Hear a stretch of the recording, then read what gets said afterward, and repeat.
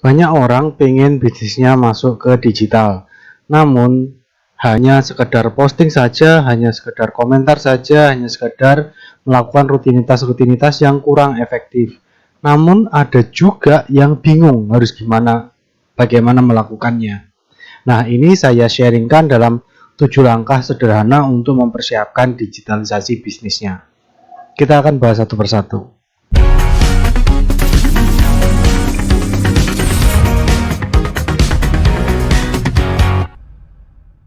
Ya, langkah pertama, kita akan membedah tentang persiapan mental terlebih dahulu. Kenapa selalu saya tekankan persiapan mental? Karena seringkali orang itu gagal melakukan digitalisasi bisnisnya bukan karena kurangnya sumber daya, kurangnya modal, kurangnya alat, bukan, tapi karena mentalnya belum siap. Mentalnya hanya sebatas berjualan saja di online, bukan digitalisasi bisnis. Nah, jika Bapak Ibu ingin benar-benar mendigitalisasi bisnisnya, persiapkan mentalnya terlebih dahulu. Mental dalam hal ini, mental sebagai investor dan mental sebagai leader. Mental sebagai investor, kita harus siap dan berani berinvestasi. Jadi pikirannya ini adalah investasi. Budget-budget yang dikeluarkan untuk digitalisasi bisnis ini untuk investasi, bukan mengharapkan hasil seketika. Ya memang ada yang bisa menghasilkan seketika, tapi umumnya ketika kita mindsetnya sudah sebagai investor, kita umumnya tahu bahwa ada proses tabur tuai. Apa yang kita tabur itu insya Allah yang akan kita tuai. Dan investor ini punya satu sifat yang wajib dimiliki, yaitu sabar. Jadi kita kayak nanam gitu, kayak petani gitu, kita nanam benihnya, kemudian kita rawat, dan insya Allah nanti kita akan panen berkelanjutan, seperti itu. Lalu persiapan kedua adalah sebagai leader. Kalau tadi sebagai investor, sekarang harus sebagai leader. Kita sebagai pemilik bisnis tidak harus bisa semuanya, tidak harus tahu teknik-teknik detail-detail tentang digitalisasi bisnis. Tapi kita harus mampu menginspirasi orang lain, memotivasi tim kita, bijaksana dalam menyikapi masalah-masalah yang ada nantinya, karena pasti ada masalahnya nanti ketika proses digitalisasi bisnis. Dan yang paling penting, kita mampu menyalurkan energi kita kepada orang lain. Kalau secara energi kita sudah baik, sudah bersemangat, sudah mau berkorban, kemudian mau belajar, mau meningkatkan kemampuan diri kita, itu akan menular ke orang lain, minimal ke tim kerja kita. Jika itu energinya sudah menular, insya Allah orang-orang akan mengikuti apa yang kita mau, kemana arah yang ingin kita tuju. Nah, nanti baru kita ngomongin teknis-teknisnya. Itu langkah pertamanya ya. Kemudian kita ke langkah kedua sekarang. Langkah kedua setelah mentalnya jadi adalah jeli melihat peluang. Peluang ini ada dua, ada masalah, ada harapan. Masalah ini kita harus fokus dengan apa yang ingin diselesaikan. Jadi rumusannya seperti itu ketika kita digitalisasi bisnis. Setelah mentalnya siap, kemudian kita harus jeli melihat peluang. Peluang ini umumnya yang paling banyak adalah masalah. Masalah apa yang ingin Anda selesaikan dengan bisnis Anda ini nanti? Umumnya ada dua ya jenisnya. Yang sedang tren saat ini, masalahnya apa? Misalnya kayak kemarin itu orang banyak yang jual masker, produksi masker, hand sanitizer, kayak gitu. Ketika barang tersebut langka, dan itu masalah yang diselesaikan. Kemudian yang sedang banyak dialami orang, misalkan yang selalu dan tidak ada trennya setiap tahun itu, masalahnya masalah tentang bagaimana caranya ngajarin anak baca, tulis, hitung. Jadi dari masalah-masalah yang ada, yang sedang tren, dapat kita jadikan peluang bisnis kita. Kemudian harapan. Setelah masalah, umumnya yang dapat kita jadikan bisnis adalah harapannya orang. Yang diimpikan orang itu apa sih? Coba Bapak Ibu buat checklistnya supaya lebih gampang. Checklistnya kayak gimana sih? Apa yang sebenarnya diimpikan orang? Misalnya orang pengen umroh. Pengen umroh ini hambatannya apa selain biaya ya? Kalau orang sudah punya duitnya tapi mereka tetap susah untuk berangkat, misalkan karena perizinannya, atau karena waktu tunggunya, atau karena proses yang dilalui cukup panjang. Nah, kita bisa melihat itu sebagai peluang untuk mempercepat proses mereka mendapatkan apa yang mereka impikan. Yang sedang tren saat ini apa? Sama seperti yang masalah tadi ya. Yang sedang tren saat ini apa? Impian orang itu apa sih? Terus yang masih sedikit yang mencapainya. Ketika semakin sedikit berarti impian itu, harapan itu semakin kuat, banyak orang yang menginginkannya. Hanya saja kita harus tepat target marketnya nanti ya, ke orang yang mampu membelinya. Jadi sudah nggak ada masalah di harga lagi. Jadi kita fokusnya ke membantu mereka mencapai impian dengan lebih cepat. Setelah jeli melihat peluang, di langkah ketiga kita mempersiapkan modal bisnisnya. Nah, modal bisnis ini bukan hanya uang ya, terlalu sempit kalau kita ngomongin tentang uang. Modal bisnis umumnya ada yang tampak dan tidak tampak. Yang tampak yang pertama tentu uang ya. Uang ini adalah bagian dari investasi kita yang akan kita tabur. Kita sebagai mental investor, jadi yang modal pertama kita yang tampak ya adalah uang. Kemudian listrik, smartphone, komputer, internet, ruang kerja, tim kerja. Ini yang kelihatan tampak. Kemudian yang tidak tampak itu privilege keluarga, nama besar keluarga, ini tetap mempengaruhi karena berbeda hasilnya nanti ketika sama-sama memulai bisnis, tapi secara garis keturunan keluarga dia sudah mapan terlebih dahulu, atau mungkin dia orang tuanya punya jabatan tinggi, presiden, mungkin itu akan berbeda hasilnya dengan ketika orang biasa memulai bisnis. Jadi cek dulu privilege keluarganya ada nggak. Kalau nggak ada ya nggak usah baper juga, nggak usah putus asa juga. Allah punya jalan naik untuk kita nantinya. Kemudian cek koneksi kita siapa aja, lalu kredibilitas kita seperti apa, nah, kemudian pengetahuan kita. Makanya seorang pemimpin bisnis itu dituntut untuk banyak belajar supaya pengetahuannya naik, karena tidak semua orang punya privilege. Lalu kemudian kreativitas. Nah, ini yang akan tren yang akan berkembang adalah kreativitas setelah selesai pandemi kayak gini, karena dunia tidak akan kembali lagi. Dunia sedang berubah. Kita tidak boleh berharap masa lalu kembali lagi seperti dulu lagi, nggak bisa. Kalau menurut pengalaman saya dan yang saya amati saat ini, teman-teman lain juga berpendapat seperti itu. Dunia tidak bisa berubah seperti yang dulu. Dunia sekarang sedang berubah, menyesuaikan dirinya juga. Nah, kita sebagai manusia yang hidup di dunia ini juga harus menyesuaikan diri kita. Kemudian komunikasi, kemampuan komunikasi ini penting karena saya lihat, saya amati orang-orang yang sudah ada di atas, bisnisnya sudah bagus, digitalisasi bisnisnya juga bagus, mereka jago berkomunikasi baik secara tim kerja, secara partner, dan kepada konsumennya dia. Meskipun komunikasi itu hanya berupa tulisan ataupun video, tapi komunikasi yang baik akan menghasilkan bisnis yang baik juga. Lalu ini lincah. Jadi dalam digitalisasi bisnis, modal lincah ini juga perlu. Jadi kita nggak boleh saklek seperti zaman dulu. Oh, rencana A sampai Z seperti ini urutannya. Nggak seperti itu juga. Kalau sekarang saat ini di digitalisasi bisnis nggak seperti itu juga. Bisa jadi rencana A jadi C dulu, kemudian L dulu, kemudian kembali lagi ke B, seperti itu. Jadi bisa acak seperti itu. Dan langkah ini juga nggak harus 1, 2, 3, 4, 5, 6, 7 nantinya. Bapak Ibu bisa bolak-balik sesuai dengan keadaannya masing-masing. Karena kondisi setiap orang berbeda, kondisi setiap kota juga berbeda, kondisi psikologis setiap orang juga berbeda. Jadi kelincahan kita dalam menyesuaikan diri pada saat digitalisasi bisnis ini penting sekali ya. Lalu langkah keempat ngapain sih? Yang langkah keempat adalah kita memastikan distribusi informasinya seperti apa.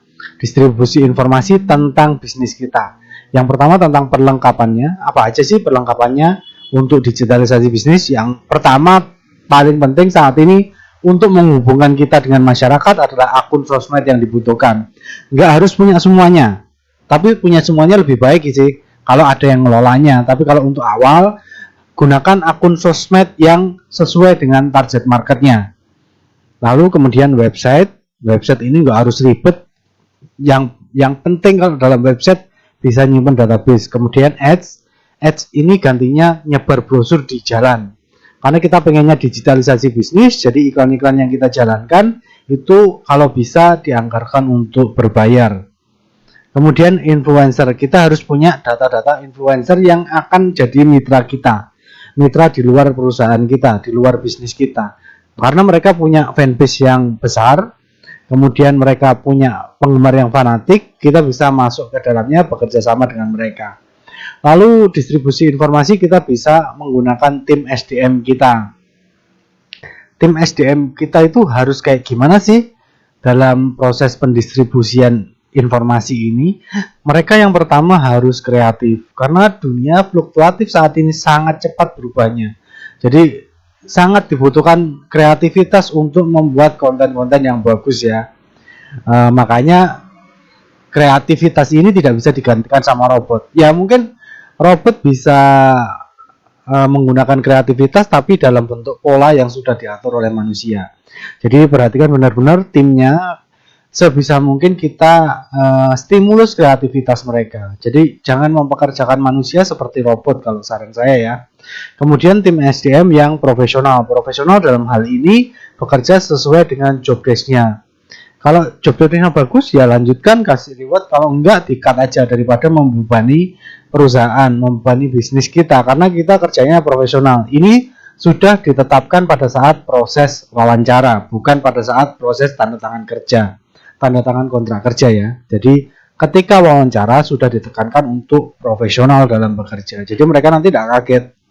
Nanti deh next time saya share tentang tips untuk wawancara kerja ya. Lalu kemudian SDM yang inisiatif. Inisiatif ini supaya mereka tidak bekerja seperti robot. Kita nggak butuh tim SDM yang harus diperintah-perintah kayak robot. Nantinya sudah tergantikan sama sistem atau software nantinya ya. Lalu kemudian kita butuh tim SDM yang solutif. Bukan hanya mengeluarkan masalah, tapi entah benar entah salah, mereka punya solusi untuk menyelesaikan masalah yang ada. Itu yang paling penting harus kita siapin untuk tim SDM ya. Kriterianya seperti itu untuk saat ini. Technical skill nanti menyesuaikan bidangnya masing-masing. Lalu langkah kelima,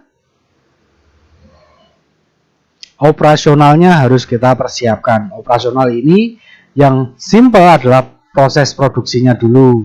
Kemudian nanti baru interaksi. Produksi ini isinya apa aja? Operasional untuk membuat ide konten. Ide konten ini bentuknya teks ya, tulisan ketikan kayak gitu. Biasanya ads creator, tim ads creator buat ketikan apa aja yang harus dibuat kontennya. Jadi benar-benar masih mentah, karena yang kita cari di ide konten ini adalah ide konten yang menarik bagi orang tapi tidak meninggalkan goal utama perusahaan tersebut. Kemudian setelah ide kontennya jadi, kemudian diteruskan ke tim desain untuk desain kontennya. Setelah desain konten jadi, kemudian kita posting kontennya sesuai jam-jam yang sudah kita tentukan. Lalu udah jadi nih, terus ngapain? Udah diposting, ya jangan didiemin. Kalau cuma sekedar posting aja didiemin ya nggak akan bagus digitalisasinya. Digitalisasi itu sebenarnya seperti bisnis pada umumnya kok, cuma tempatnya ada di digital. Nah, bisnis pada umumnya ya mereka bergaul dengan pelanggan mereka, ketemu orang-orang baru yang market potensial kayak gitu. Sama di digitalisasi ini nanti kita juga harus menyapa akun-akun lain, terus customer service kita seperti apa itu juga harus kita siapin. Kemudian marketing plan yang nggak jauh lebih penting ini marketing plan-nya. Jadi kalau kita tiap hari posting aja, kita kayak robot jadinya, cuma posting aja. Padahal posting itu ada maksudnya. Maksudnya apa? Ya penjualan kan. Maksudnya supaya orang akhirnya beli sama bisnis kita. Nah itu harus dibuat marketing plan-nya. Sorry, ketinggalan R-nya. Mungkin ketinggalan ya. R dalam marketing itu bukan hanya sekedar menawarkan, tapi R itu relationship. Relationship itu menjalin hubungan. Bagaimana si klien, si customer kita itu benar-benar merasa terkoneksi dengan bisnis kita, bukan hanya sekedar transaksi. Lalu yang keenam, langkah keenam yang dapat kita persiapkan untuk digitalisasi bisnis adalah standarisasi. Standarisasi ini penting supaya nggak acak, karena tadi kalau kita pakai kreativitas aja, ini nih ada kreativitas kan, ini pasti acak nanti. Tapi kalau kita menjalankan bisnis harus ada standarisasinya, minimal ada 3 ini: produk yang bagus, pelayanan yang bagus, SDM yang bagus.